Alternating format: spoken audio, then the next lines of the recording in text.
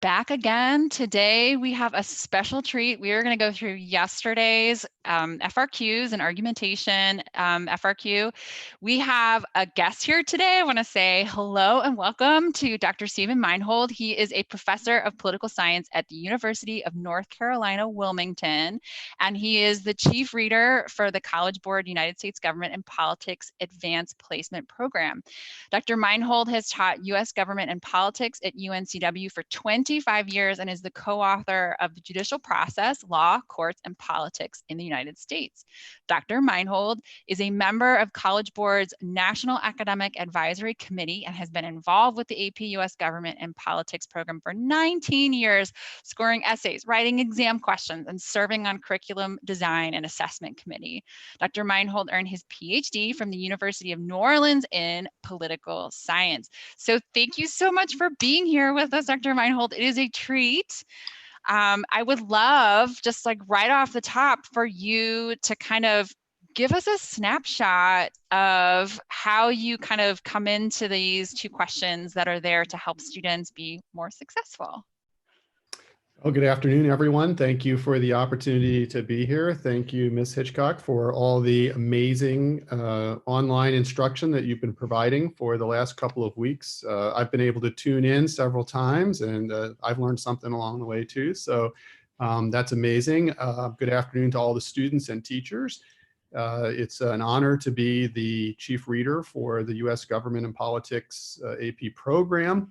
I'm proof that there are real people, as Ms. Hitchcock has proof. There are real people behind the development of the questions that you take on the exam, the development of the exam, and real people behind the AP reading, the scoring of those essays that you write. I've been participating in that for a very long time. I suppose longer than most all of you have been alive. So I have a couple of simple rules that I'd like to encourage you to think about as, and maybe they're not quite rules, but guides that over the years I think have worked well for my own students and for many AP students and AP teachers that I've met along the way. The first is, and it's even more important this year than it is during a regular AP exam year, and that is to relax. You have great teachers. You've worked hard. You've raised the bar for yourself by registering for and taking and completing an AP course. So relax. You've got this. You've studied the content of the course, and you've practiced for the exam that you're going to be taking. Just like today, we're going to be reviewing some of those practice questions. I'm sure you've done many others on your own or with teachers. So first simple rule, relax. I know from reading a lot of student essays over the years that the test takers who do best are the ones who went in confident of their ability and ready to tackle the exam. The second principle is to answer the question. Sounds obvious, but we'll touch on it several times today when we talk about these two questions that we're reviewing, the argument essay and the concept application. But it's very important to answer the question. Remember the way I started this conversation? Everyone who's reading your essay is a college professor or an experienced, qualified AP teacher. And they have to read your essay and apply fairly and consistently a scoring guideline. And to do that, it needs to be clear to them what your answer is. That leads me to the third point, be clear and organized. There are many ways to answer the question. Some of them are more clear and organized than others, and it's easier to get the score that you deserve on the AP exam from the hard work that you've put in when you write your essay in a clear and organized way. That doesn't mean that you need to provide an outline or bullets. It means answer the question using paragraphs and sentences, and you'll do great. So relax, you've got this. great teachers and you've worked hard. 2, answer the question, important. And 3, be clear and organized. So with those 3 general principles, Ms. Hitchcock, I'm going to turn it back to you and let's jump right Yeah, into the practice test the students took. let's do this. All right, so let me find my PowerPoint. I think I have to I think I'm stuck on a slide that I shouldn't be. So let me go back a little bit here to where we want to be. So pardon me. All right, so here was yesterday's first question, and students, you've already had time to look at this. So has Dr. Meinhold. This is the question looking at, and really the highlighted part here is probably the most important for us because this is what you're going to be answering, is to develop an argument about whether the expanded powers of the national government benefits or hinders policy making. So there's a choice to be made here in terms of what it is that you're going to address in the prompt. So let's see how some student responses. Is there anything you want to add into that about that point? Yeah, just a quick reminder to all the students, all the participants today. The argument essay follows the same format that you've been practicing this school year, and it follows a similar format to the argument essay in previous years, with small change that we'll note as we work our way through the day. But I really want to emphasize what Ms. Hitchcock just pointed out, that the argument essay will always provide a few sentences. We would call it some context to the question. And you can see there that there's about 3 sentences that are the question lead in. And then there'll be a prompt, and the prompt there will ask you to develop an argument and then to one direction or the other. In this case, expanded powers of the national government either benefits or hinders policymaking. And that bold part there is essential to get you started down the right track. And then you'll follow with the check marks at the bottom, which give you the task that you need to complete. And we'll go through each one of those tasks in the slides ahead. Yeah, so quick question for you. When students are looking at this, like the essential question that's there or the prompt, how do you feel about them taking synonyms? Like the 2 choices here are benefits or hinders. So those are the 2 ways that they're going to travel through this. Do you make a recommendation about whether or not they should have synonyms in its place? Like say that, I mean, I can't think of anything off the top of my head, but I know that kids frequently will kind of riff a little bit in terms of changing the wording around. The student doesn't have to do that. The first task that has the check mark that the test taker needs to accomplish is to articulate a defensible claim or thesis that responds to the prompt. So that is the taking a position of one direction or the other, and establishes a line of reasoning. So the student can refer to the language that's in the prompt as long as they go on to develop the line of reasoning that connects that together. But using synonyms is also fine. I mean, there are different ways to, and we'll see in some of the test student samples, sample essays that we're going to look at. We'll see some specific language and we can talk about that. But it's key, the key element of that first check mark is that student takes one of the positions. We may, certainly it's possible that you could be given more. You'll always be given at least 2 positions that you could take, or 2 arguments that you could 2 argument sides.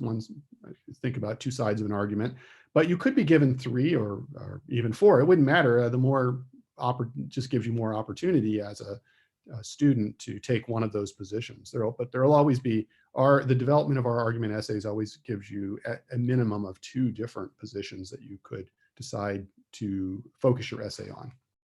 Yeah, I think it's really important. So I'm thinking of the essay that's floating around that I think is in one of the CEDs about participatory, elitist, or pluralism. Okay. So I think it's really important. I want to make sure that I'm hearing you right, that you should really just choose one, right? You don't need to cover 2. It's just one of them, and then you proceed forward. Okay. Yep.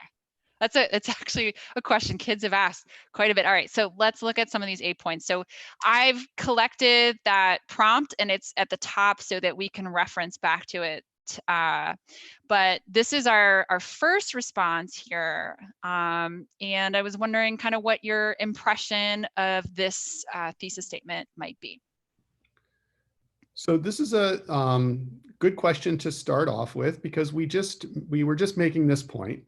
Notice that this test taker writes that it's possible that the increase in power of the national government hinders policymaking, and they give a little bit more detail. And then they say, however, the expanded powers of the national government is beneficial to policymaking. So notice the task above, that develop an argument about whether the expanded powers of the national government benefits or hinders. This test taker has taken both positions in the introduction to their essay. So this would not accomplish the task of developing a thesis statement that takes a position and establishes a line of reasoning, because it's not clear to the reader which position the student's essay is supposed to be about. And this is a very good example of, I think, of sometimes a flawed strategy that can be adopted, which is to try to show that you know both positions. The argument essay is going to ask you to take a position and develop a line of reasoning, and then to provide evidence that supports that, and to provide reasoning, and then and that's how you accomplish the task. So this is not the best way to start your essay. So they've laid down too many possible answers, right? That's kind of leading the reader to confusion in terms of which one they're going to pursue. That's okay, correct. Great. Let's look at the next one. And so I pulled this one down because there's a couple of things that I really want to make sure that I'm having students think about critically. And one of them has to do with when the option chosen for uploading is to write, to handwrite things out.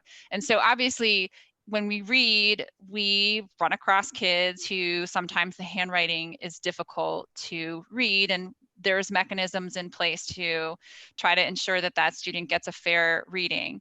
But I really wanted to focus on, since in addition to that, the scanning component of this is something that's left to the students, that we're taking into consideration lighting and contrast and being able to make out the handwriting on there, to make sure that the students' writing isn't obscured by just kind of like the camera positioning or the lighting in the room.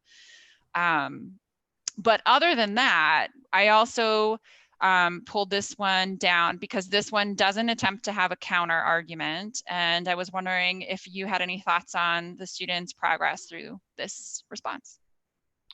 Yeah, this is a fine example. This student takes a position, expanded the power of the national government hinders policy making, and establishes a line of reasoning that because of that, state governments, if this expanded power keeps going, state governments won't have any power left to do. And we know the student here means power in the context of policy making. That's what government does. And so executing power is making policy. So you can see that the student here has worked through taking a position. They've said that the expanded powers of the national government hinders policy making. And then the line of reasoning is, well, that's bad because that's unfortunate because state governments then won't have the power that they need or deserve. So this student did fine here at accomplishing this task of taking a position and establishing a line of reasoning. I would just say also that, rest assured that every single one of your essays is going to be read very carefully, no matter what kind of device you take it on. And we are committed. There are literally over 1,000 of us who will be reading your essays, and we will have them read whatever number of times it takes or by different people in order to ensure that your essay is scored accurately and you get the points that you deserve. Thank you. I think that's an important point to hit home too, that that every attempt will get the due amount of effort. as possible. All right, so here we have our last thesis statement, and the student again has not provided, is just has a position. And again, why I was wondering what your thoughts are on this one. Yeah, I think actually this one I feel pretty good about. The student has taken the position that it hinders policymaking, and then why it hinders policymaking. Expanded powers of the national government hinder policymaking because the power is farther from the people, so the interests of the people are not entirely represented. So they've taken one of the positions from the prompt, and then they've given us some direction about where they're going to go with that particular thesis. And then what we're going to be looking for next, if we were continuing to read this student's essay, is we would be looking to see whether or not they use the evidence from a foundational document, or from correct evidence from a foundational document, or from other course content to support this thesis statement that they've provided. And we'll see some of those examples. I think what's interesting about if you're contrasting this response with the one that's previous is that this student was able to do a thesis in one single statement, and the previous one had two statements or two sentences. But either way, the message is conveyed that there is a position taken that's provided, that from the prompt, and that they've provided a line of reasoning. So I think that's a really good example to show that sometimes a thesis doesn't have to be constrained to one statement. No, that's right. The thesis, and I would also take this opportunity to note that this particular student labeled this as A. That's unnecessary. The writing an essay doesn't require you to label it. And I would make the point that I would encourage students, it's my experience from over the years, that it's best when you place your thesis statement at the beginning of your essay. And that's not, we will read your whole essay regardless of whether or not you put the thesis statement at the beginning. We're going to read everything that you write. You deserve that. You took the course and you're working hard, and we're going to read the essay that you've written. But it's better, I can tell you my advice, it's better when you put your thesis statement at the beginning of your essay, because it helps you organize your evidence to support that thesis statement. And it also helps the reader when they see your thesis statement right up front, and then they can follow the logic of your essay through the evidence to reach the end. So I have one more question for you as we're preparing to turn into the rest of the points on this argumentation FRQ.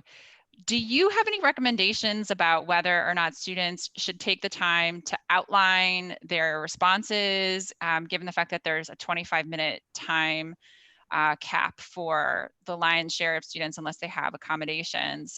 Do you think it's a worthwhile use of time or way to clarify one's argument? I think it is important that every student practice the assessment type. So I would encourage you to practice the argument essay using, for example, what you've already done here, which is great. You've all written some practice essays. And I would encourage you to get comfortable with the structure of the essay that you're going to write, how you're going to organize it. And if you're comfortable and you've practiced it a number of times, I think you'll find that you don't need an outline in order to start writing your essay. If writing an outline is the only, something that you need to do, it's okay. But it can be confusing. Remember that my first instruction was to answer the question and be clear, be calm too. And if you're calm, this will all be easier. But I want you to answer the question and be clear. And when you get an outline integrated with your essay, that can be a little bit confusing to the reader. So I think it's the very best strategy, and one that I know works for students, is to practice, practice, practice. And then I think you'll find that you don't even need an outline. Okay, awesome. Glad that I asked that question. All right, so the B points are the evidence points, and we know that there are 4 points that are distributed within this. And before we kind of jump into this, we've talked about how those points are arranged saying that there's a strand of evidence that is connected to a given document, and the first one is tied back to the prompt, and that is eligible if you don't have a thesis. But provided that you do have a thesis, it turns into you can get 2 points, right, for evidence. And the same thing is true. There's a strand of chosen documents or chosen evidence, the B2, B4 point. And so I was wondering if you have any clarifications or any follow-up that you wanted to put in terms of how to understand these points. Sure. Well, I'm happy to do that. I think the focus, what I'd like to do is encourage the focus today to be on the task that students will be asked to complete. And this task is for everybody watching, participating today. This task is is exactly the same as the task that we were asking in the previous year for the exam. And that's to provide 2 pieces of evidence, one of which is from a foundational document that's provided, and one or more, because the second piece can be a foundational document as well, if that's something that the student wants to do, and that both of them be correctly linked and supportive of the thesis statement that you provided that establishes a line of reasoning. So what you want to do here is I really encourage the student, the very first thing you should do when you see the prompt is choose your position, and know that we're always going to provide you with at least one document that can be used to support either position that we've given you in the prompt. So identify your position, identify the foundational document that you want to use to support your position, use it to do that, and then turn to the second piece of evidence. And the second piece of evidence, great thing about the second piece of evidence is that you have everything available to you. You can use another foundational document that you've been studying all semester. You can use a court case if you want to there, or you can use any other relevant course content that's accurate, correct, and supports the thesis statement that you've provided. So I really encourage students that, we asked you to read those, we asked you to read and study those foundational documents for a reason. We think, well, we know they're important to the understanding of United States government and politics, and we want you to be able to use them. And we're going to give you at least one document in the question that can be used to support both, whichever position that you take. And I would encourage you to think about using that first. I think we have an example here actually on the screen doing that. And then turn your attention to the second evidence task, which is to use any other foundational document, a court case, or relevant content knowledge. In fact, in this case, we see the students doing exactly that. They go to using some other course content, Civil Rights Act, and here, and also some court cases. So yeah, this is a good example of that principle. Start with a foundational document and then go to another piece of evidence. So yeah, there's 4 things to do, 4 tasks in this particular part of the argument essay. Provide the evidence and show that the evidence supports your thesis. So another way of looking at that is we've talked about on the lives that you want to frame it like you want to direct the eyes of the reader to a specific place in those documents, since oftentimes those documents have multiple concepts. You kind of have to have an unboxing ceremony where you're like, I want you to look not just at the entire Articles of Confederation, but I want you to look at this specific facet. I want you to zoom in on this part, and that is like that's the task at hand to do for both of those documents, correct? Yep, that's right. I think that's a good explanation of it, and good to encourage everyone when you are using the document, you have to use it correctly, right? So documents say and mean certain things, and we use them a certain way in our course. So you have to use the document correctly. And you show that it supports your position by referencing language from the document or the intention of the document. You don't have to know the exact words from the document. You just need to know what the document means or how it's used, and you can use that to translate your answer. So we have a couple of examples here where this Yeah. student has done that. Yeah, so this student talks about the Articles of Confederation being a document of limited powers to a federal government, which they do refer to it as a federal government at that time. And then they go on to say that it's unable to regulate these. It's talking more about powers here, right? So there's a very nice framing of which powers they want us to draw ourselves attention to inside the articles, inside this document of limited government. What about the second one when they talk about, I mean, there's really 3 pieces of evidence that they cite in the second component. I was wondering if you have any thoughts on that. Yeah, I think there's again, back to my general advice. I encourage my own students, and I would encourage you to um, pick a single piece of evidence and use that to support your position, the thesis statement that you've made. The student uses more. There's no particular harm in that unless you've confused the reader. And so it is sometimes possible that, again, our job is to determine whether you've answered the question as a reader.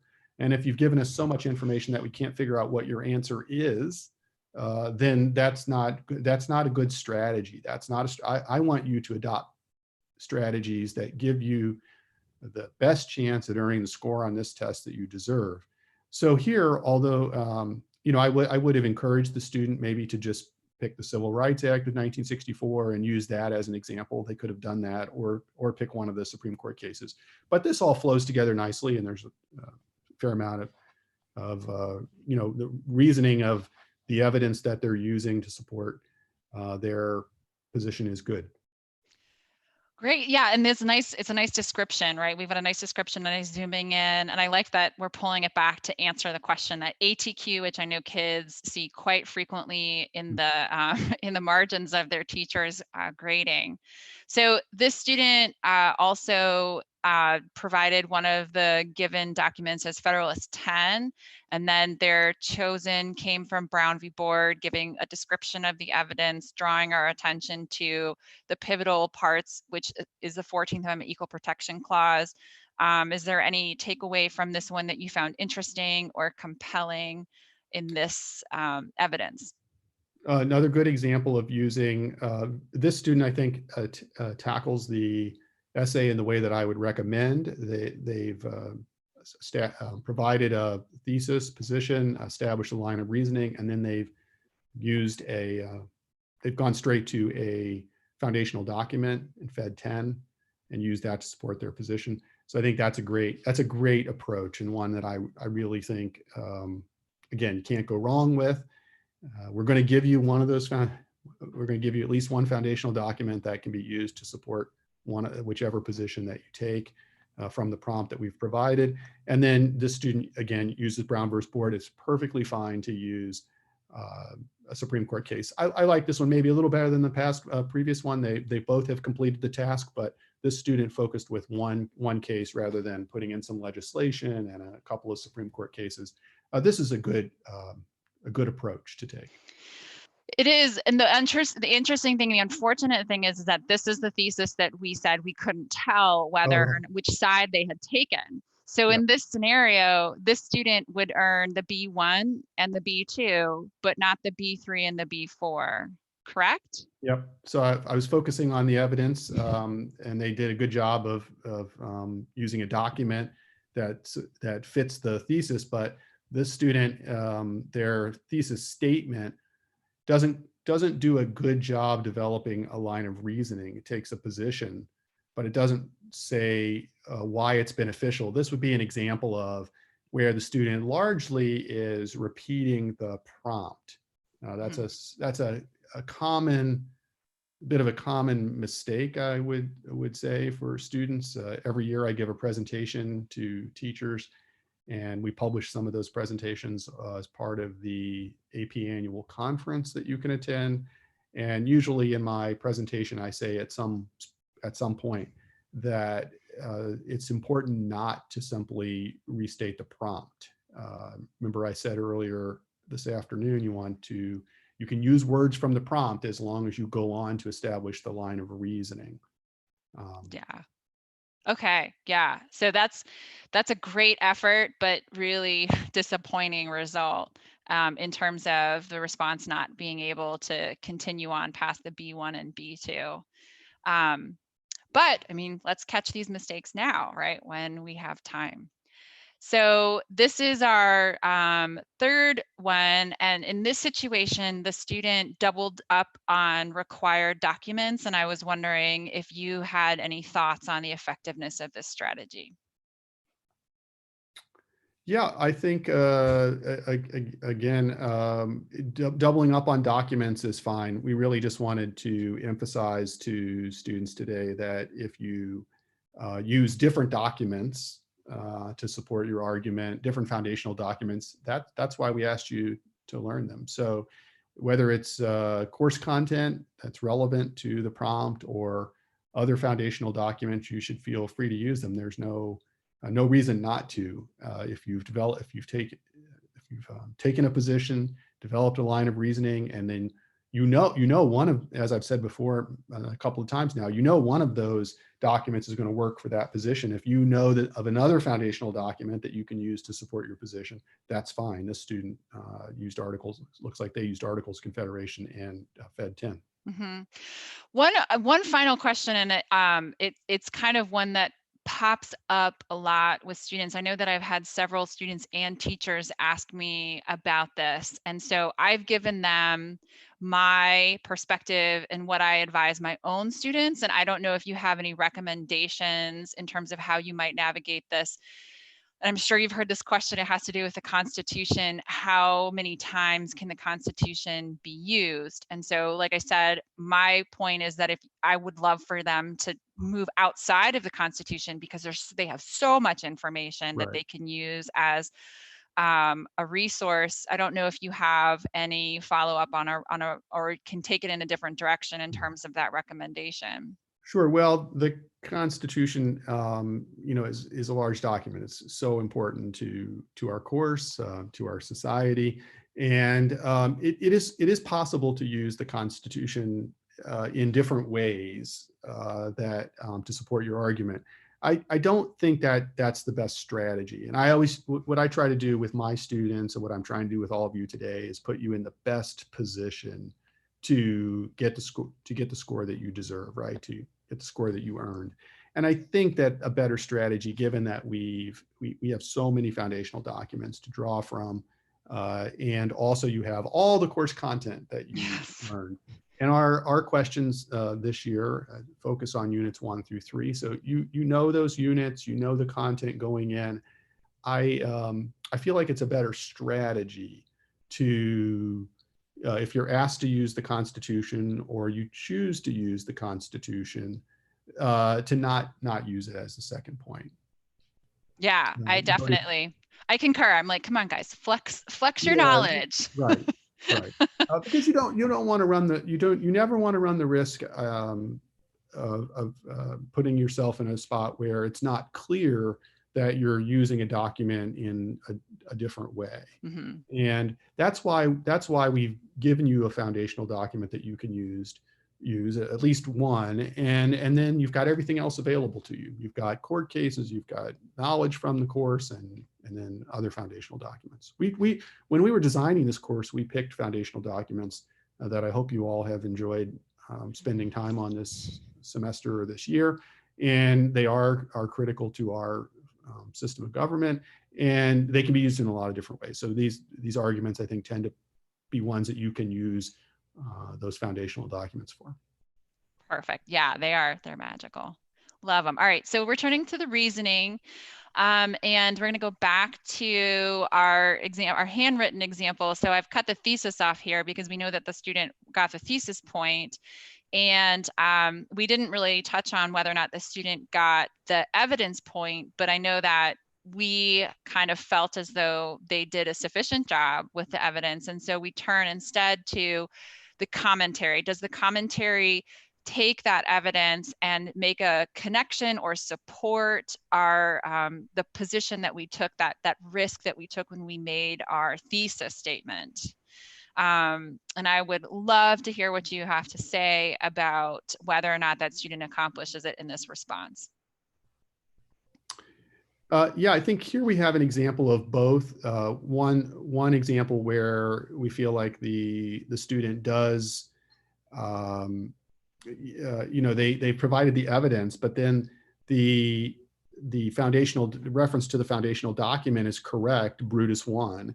But then it's a little confusing what they mean by the term "this power." And I really encourage students to think about the two levels between just providing the correct document. That's good. That's part of the earlier task. And then showing that it supports your thesis. And now what you're, or maybe even, demonstrating that it supports it. And then here we're actually looking for in the reasoning points for how or why it developed, why it supports your thesis. So it's not just that Brutus 1, that's good, and we know that you all know that now. You know Brutus 1, and you know what Brutus 1 is about and why it's relevant to your thesis. But now we're asking you to say how or why is it relevant to your thesis. That's what you need to be showing us. And this student doesn't do that. They don't use the words that would emphasize showing some reasoning, and we'll see some examples in some next student. And the student does the same thing, and this test taker did the same thing in the second piece of evidence. They have said the 10th Amendment powers delegated to states. They know something about the 10th Amendment. That's all right. But then notice that the state's power must be protected from the national government, and expanding powers of national government hinders policymaking. It's a little confusing what they mean here by they have correct course content, but it's not clear where the reasoning is connecting that back to their thesis. Yeah, particularly when they say, I feel like if we're trying to frame somebody's point of reference in terms of what we want to draw the reader into, that can't be left to the reader to make any assumptions or to draw conclusions about which components the student is talking about. So when they talk about the national government is gaining all of the reserve power day by day, I mean, that's a huge amount of power. And I don't know that they can, in like one or two sentences, like provided beforehand where they're discussing what those reserve powers are, be able to connect those things back up to their original thesis. And I've emphasized a lot with students that, you have to explain how or why, being different kind of reasoning, right? How I view as being more process oriented, how something works, and why is getting into the mechanics of how things flow together, and explaining why they're effective. But the student doesn't really do that. They never really pull out of the fact that there are powers, and they try to by repeating the prompt at the end, but it That's fails to really connect it back into, well, this is my evidence, and this is why this evidence shows that, that this is, and I think they said that it was not effective. Hinders policymaking. Yeah, it hinders policymaking. All right. Again, there's a lot of restatement of the prompt there.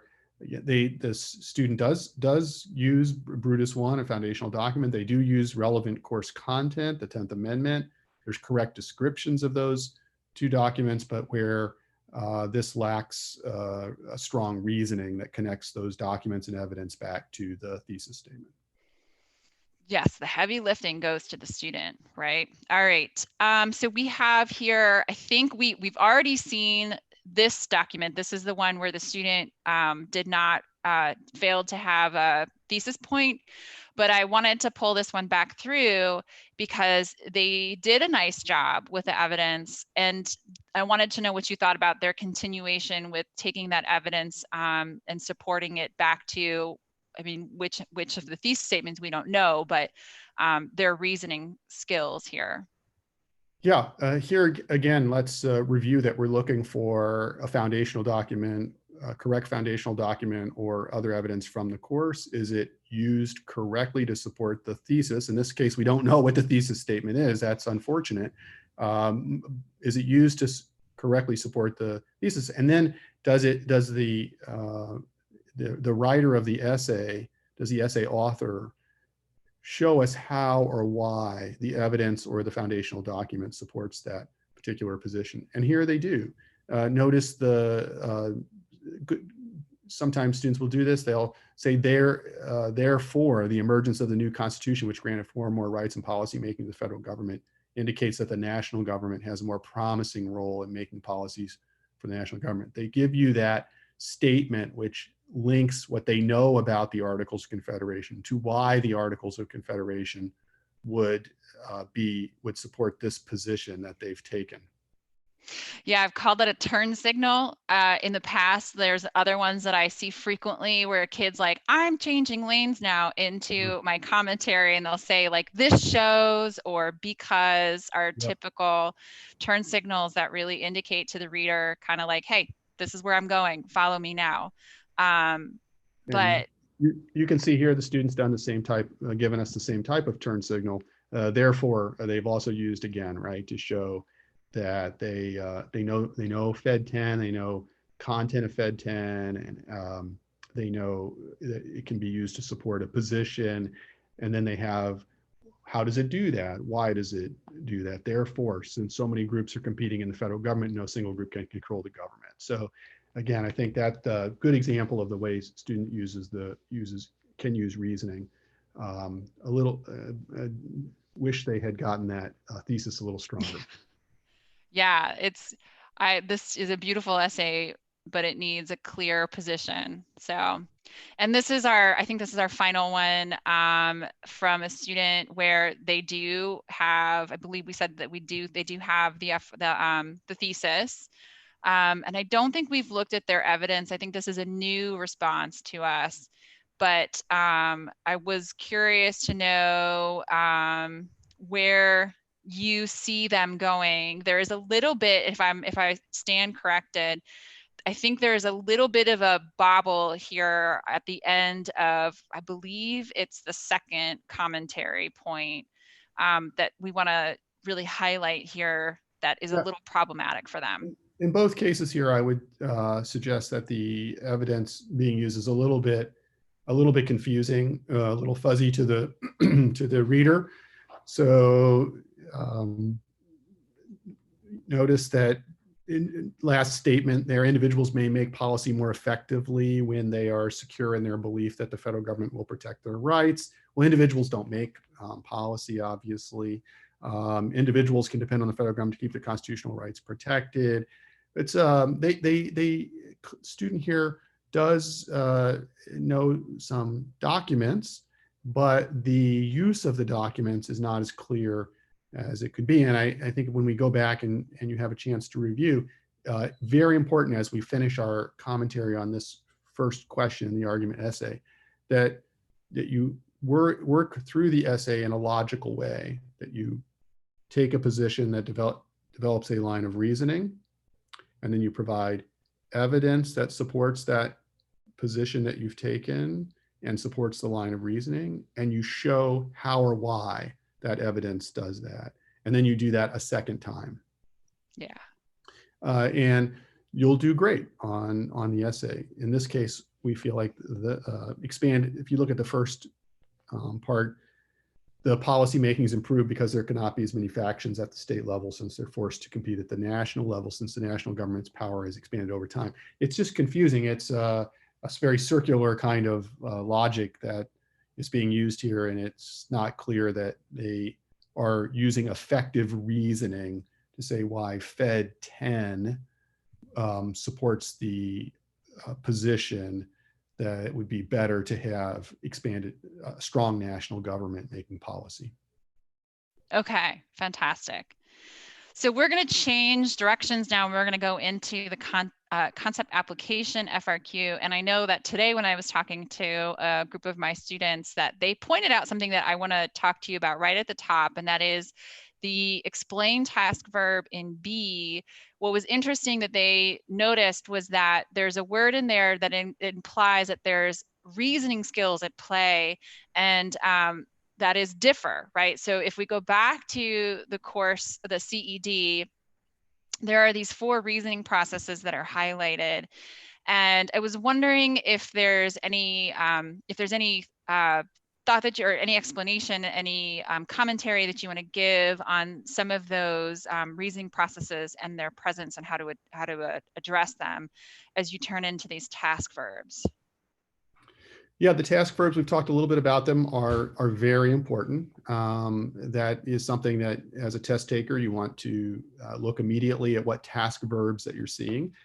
We use task verbs in a particular way. When you see the task verb identify, it means to give a simple, short description. Sometimes it might be identifying part of the Constitution or identifying a liberty or in the Constitution, something like that. That's very simple, very short. When we're asking for a definition, that's some context, like, it's what is it that you're actually describing? So it's a little more detailed than an identification. And then obviously when we ask for an explanation, you will often see how or why when you see that word. It's not always the case, but you'll often see how or why when you see explain. And then here your students correctly noted that there's this notion of differences, right? Sort of comparison, and notice that's the reasoning process for. And that's a good way to emphasize that explain isn't the explain task verb is giving you the opportunity to show a higher level of achievement from the course, to take two different things and find similarities or differences, for example, or to connect a process and show how something leads from one to the other, for example, would also be part of an explain. So I think we'll see that in some of the samples that we're reviewing. Yeah, I mean, just to kind of pull that through, if we're thinking of those three, I'm looking across the top right now and I'm seeing, okay, process answers how, causation answers why, comparison is the differ, what are the differences, what are the similarities, and then we come back down to those two. I think students have typically, and teachers have typically said, oh, if you see an identify, it's like, yay, there's a point on the page because it's just name it, right? Like, tell me what it is, what is it called? And then that description is getting into, giving me representation through words of what it is, what are the parts, what are the components, et cetera, et cetera. So we do see within these task verbs, there is a place where they all line up.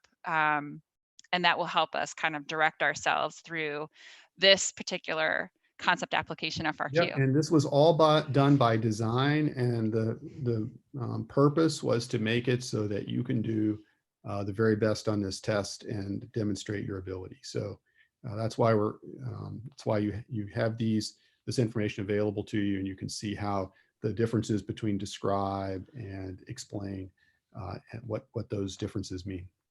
Wonderful. I'm going to say thank you to Raina for catching that for me.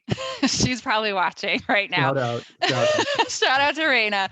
All right, so here we have a student, and this student, I highlighted this because I wanted to show a student attempting to do the differ in the explanation point on B. And I chose this one because I felt as though there's a little bit of the response falls short of showing that difference here.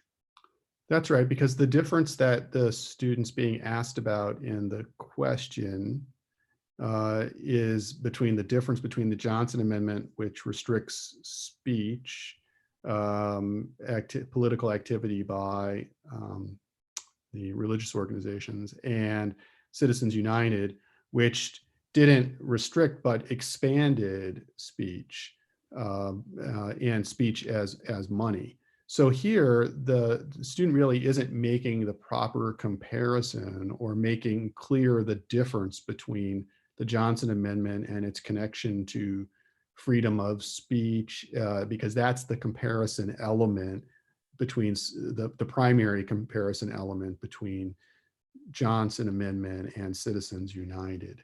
One expands the free speech protections through the use of money and donations, and the other is restricting those activities.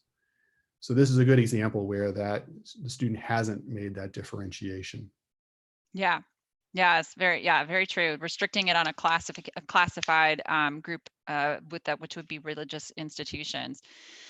Okay, so examining our describe, and I'm really just kind of highlighting the task verbs so that we can take a look at some effective responses. And we're starting with describe because those we'll see that in the FRQ. So we see it here in A and C. And in this case, I kind of read this first one where, to me, the describe, like the difference between the describe and the identify for in A is that if a student just said a student or a Congress could pass a bill, period, that would be identifying a process, but they're going on to tell me more about how it fits into the context of the prompt, and that's where the description is fulfilled. Also note here that the prompt requires you reference the scenario. Referencing the scenario, describe an action. So here the student's done that. They've described the action. Congress could pass a bill repealing the Johnson Amendment. We're asking you to do concept application in the context of the scenario. So you have to bring information from the scenario. Information from the scenario is necessary to answer the question. So the student did a good job with that. And that's one thing that I know that my students have asked about, was there's some trepidation over whether or not they're going to understand the situation. And I've told them, and I've told the students on the lives as well, that you assume you will have never heard of this before, but there should be toeholds into the prompt, Absolutely. into the scenario, where you can go through and you say, oh, well, I see something happening here with the courts, and I see this institution at play, and I see this process. And that's really what we're getting at, is that you don't have to be an expert on the Johnson Amendment and how the Johnson Amendment functions.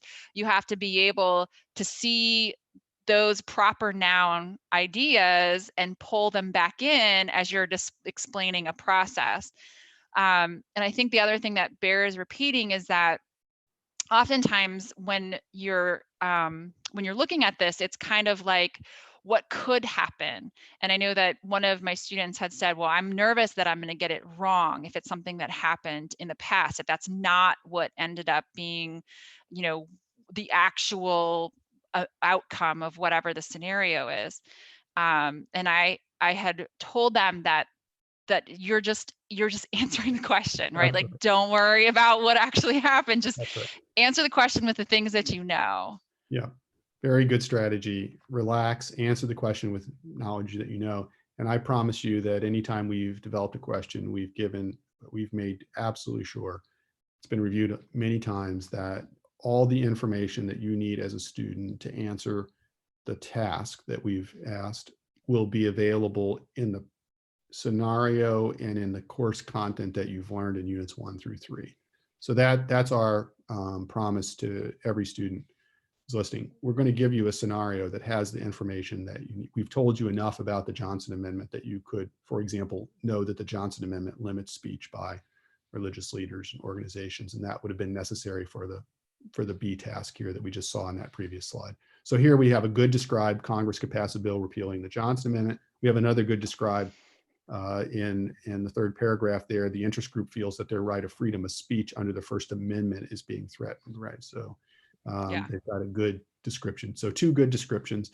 And let's just remind everybody who's participating today that this concept application test question, has 5 tasks. It's got a describe and an explain in part A. It's got an explain in part B, and then it's got a describe and explain in part C. So 5 different tasks to do. We're only focusing here on this answer on the 2 describes, and the student did a great job on these. So if you're watching today or participating, good job with these 2. Yes, excellent. All right, so here it is, and the student has labeled the sections, and we can see a little bit better the A and the B and the C, and I've highlighted the describes that they have presented in A and C.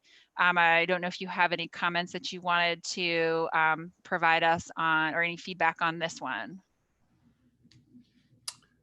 Yeah, this again, we've got a good descriptions here, focusing on the descriptions. Congress could legislate to address the concerns of the interest group, the Alliance Defending Freedom.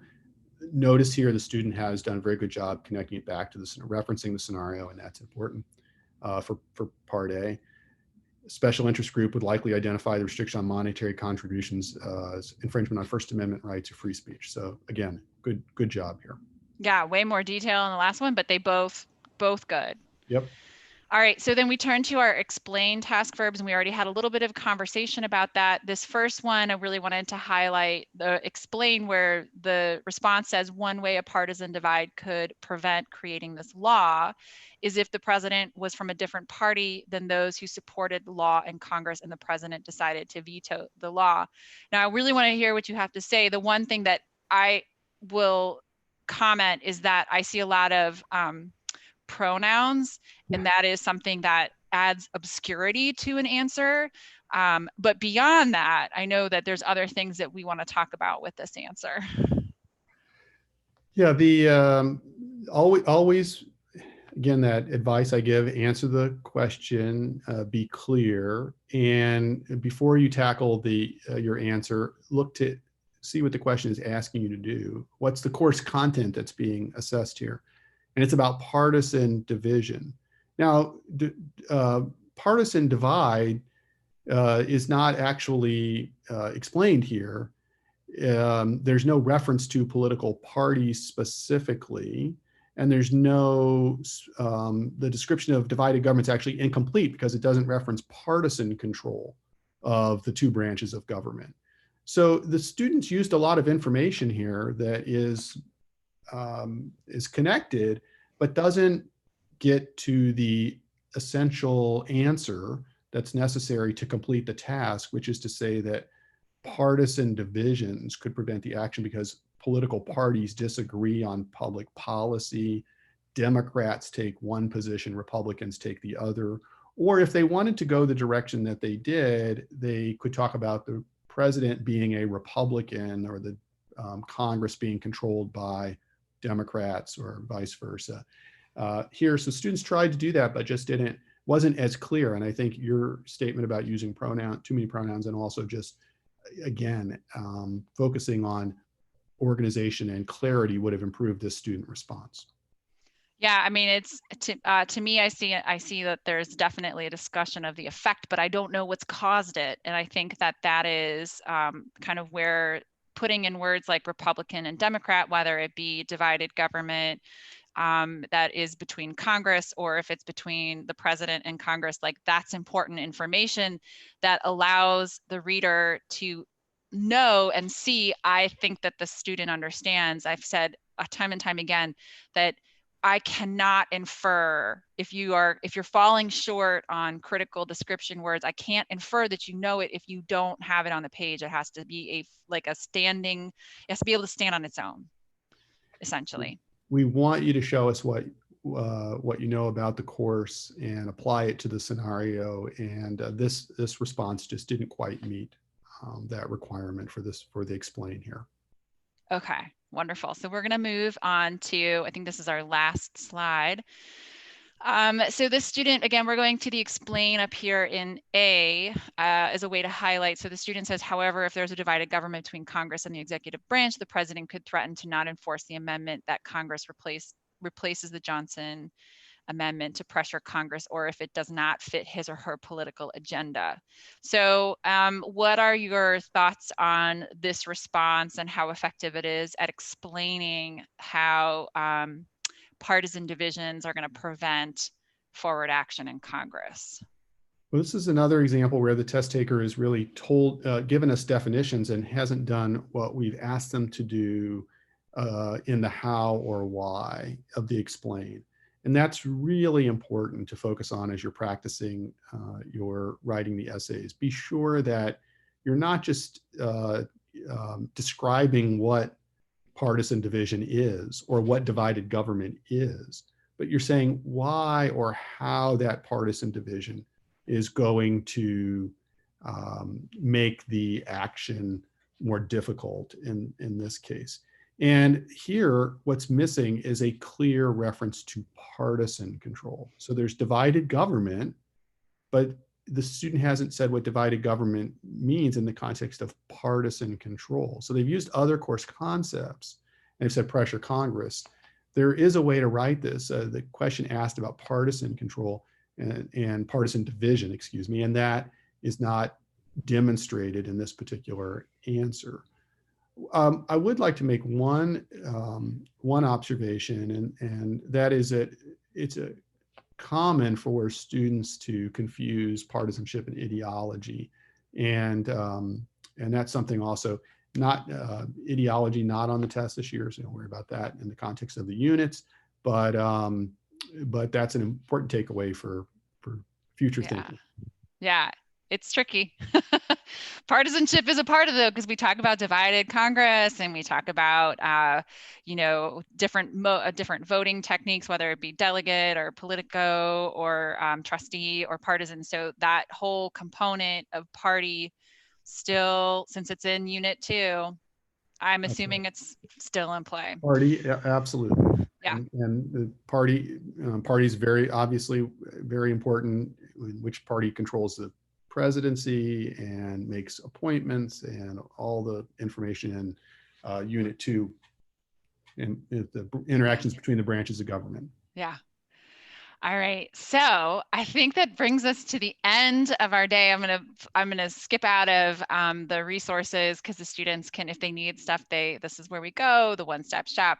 But I want to say that it was a treat to be able to have an hour, like an hour. I feel like, I mean, I know that other people got to listen in, but I feel like this was a tutoring session for me to be a better teacher and to explain things better and to be a better reader. So I want to thank you so much for giving an hour of your time today to me, to the students of the country, to the teachers, to be able to have a kind of an insider track on how to approach these two different questions on the exam. Well, thank you so much for the opportunity, and congratulations to all the students who have finished the course. I'm so glad that you stuck with it and that you're taking the AP exam for U.S. government and politics. And I know that everyone who will be doing the reading looks forward to reading your essays. You're going to do great. So congratulations and good luck on the test. Thank you. We'll see you guys tomorrow. Remember, we have more questions for you, another practice exam. And until then, goodbye.